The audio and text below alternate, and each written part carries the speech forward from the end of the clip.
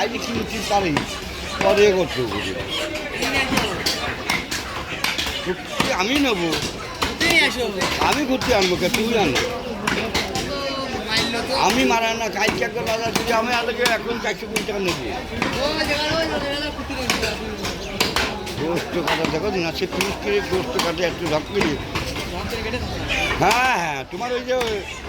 ঢক করে কাটছে মলম করছে হাট দিচ্ছে না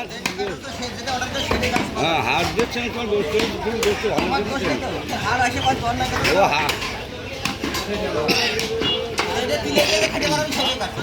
যে আপনি দোষ দেবেন হচ্ছে আমি জানি